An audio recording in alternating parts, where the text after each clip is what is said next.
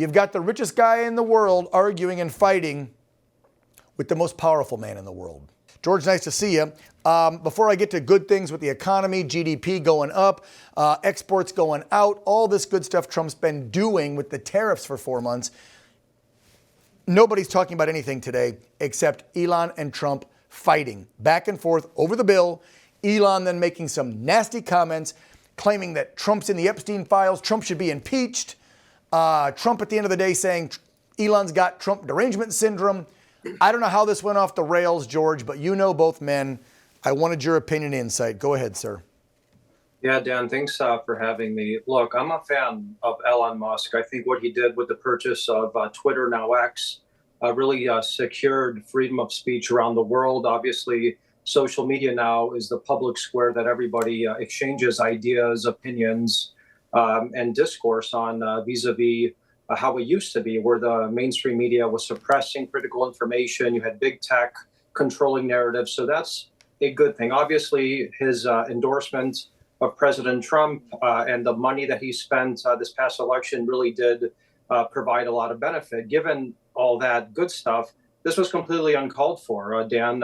What this public spat that Elon Musk did today completely harmed his reputation. I think it's going to harm his business eventually, and it kind of shows him to be very unhinged and somebody who might have had more expectations than actually he was provided with. And that means a bigger role in government, more influence in government. And he had to understand that the president is the most powerful man in the world. He has many people around him who vie for his attention. Many people have given him a lot of money. And Elon Musk overstepped here. And I think hopefully it does repair down the line. Do you think, and DJT did this before, he's a trusting guy sometimes.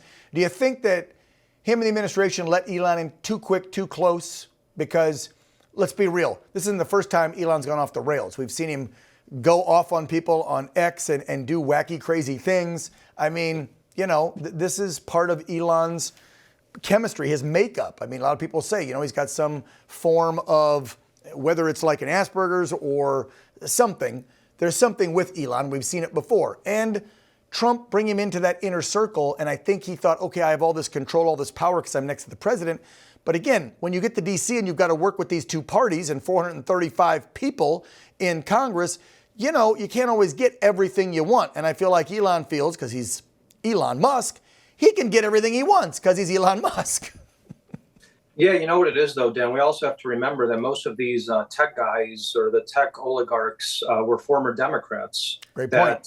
That were, you know, just recently on the Trump or MAGA bandwagon, endorsing him, doing some public podcasts, public speeches, people like Zuckerberg, some of these guys on the All-in-One podcast, Elon Musk himself.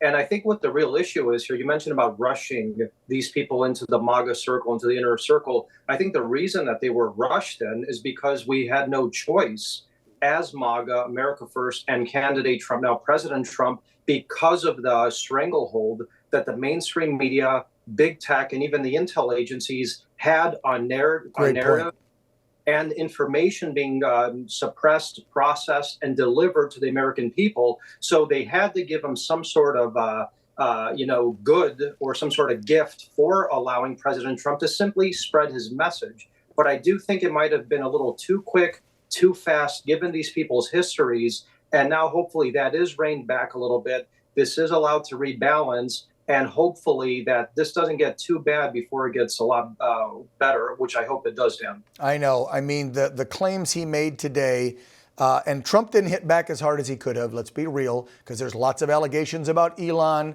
You know, just this past week, there was the drug use that I think that the New York Composer Times put out. We've got the multiple wives and multiple kids and the crazy stuff he's done over the years. So Trump could have hit him hard. He hit him ridiculously. I mean, the claim about the Epstein files, let's be real, that's defamation. The president could sue you.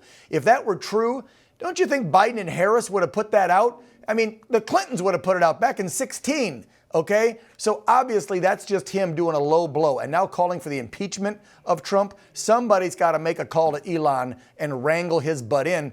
Otherwise, he's going to find himself in deep, deep trouble.